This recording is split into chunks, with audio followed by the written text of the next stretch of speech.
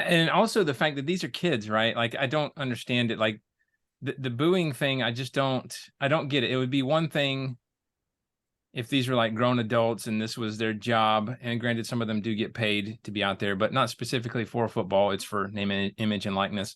And I haven't understood that, and I never will. And these are kids out there, and just, I think, like, when my kid gets that age, if they decide to play a sport or whatever, like, I can't imagine being in the stands at a massive stadium and people are booing them, and like how that must feel. Like, these are people, right? These are not just faceless individuals.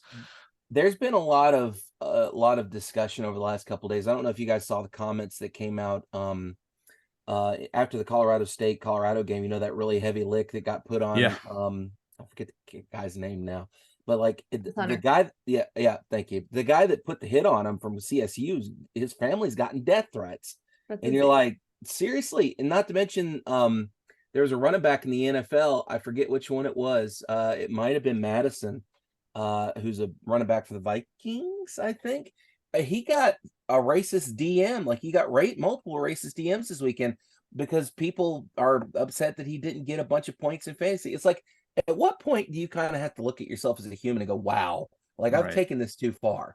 You just got to pump it's a game. Like, we get real wound up, and when we get to Tennessee game, talk about the Tennessee game, I'm going to get real wound up. But at some point you have to kind of stop and go, I'm taking this a bit too seriously, because it's the same thing as people tweeting it at recruits and tweeting at football players. Like, Yeah. there's been a lot of Tennessee fans that have been tweeting at, or Xing, or whatever you want to call it now, that have been tweeting at members of the football team this past week, and you're just like, dude, Yeah. don't do that. Like, recruits see this crap and they see Right. when it happens, and you're just like, let's chill out a little bit. It's a great way to drive recruits away.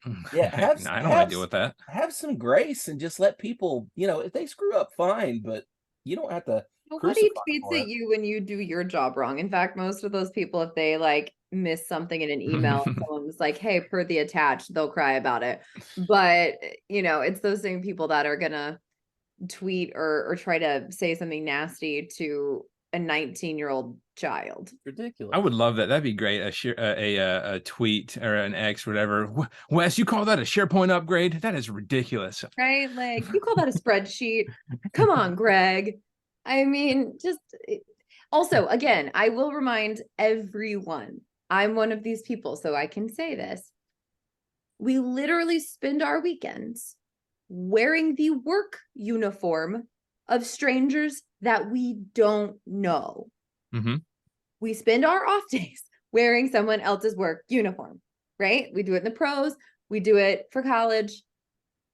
Maybe we should chill a little bit. If you just kind of step back and look at it, it is funny. I mean, granted, it's probably not going to change, but when you kind of put it in that perspective, you're like, oh yeah, it is kind of weird, isn't This it? weird parasocial interaction where we're like, oh, I see you on TV. I know all this stuff about you. So like, I know you. You don't Right. know. Nah, it's not how that Right. works. And if you did know these people, I guarantee you wouldn't treat the people in your life that you do have a relationship with the way that you tweet and DM these children. Not to Exactly. mention, most people are keyboard warriors. They get behind the anonymity of a 100%. laptop or a phone screen, and they just go to town. And a lot of these people, if you saw them in public and bucked up on them, they'd back down in a heartbeat. Yeah. And especially to a big old football player.